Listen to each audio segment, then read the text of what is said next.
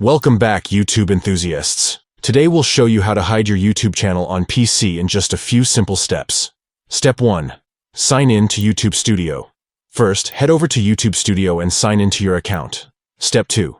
From the left sidebar, select Settings. Once you're in YouTube Studio, locate the left sidebar and select Settings. Step 3. Select Channel Advanced Settings. Within the Settings menu, click on Channel and then select Advanced Settings. Step 4. At the bottom, select Remove YouTube Content. Scroll down to the bottom of the page and find the Remove YouTube Content section. Click on it to proceed. Step 5. Select I want to hide my content. In the Remove YouTube Content section, choose the option that says I want to hide my content. Step 6. Select the boxes to confirm what will be hidden on your channel.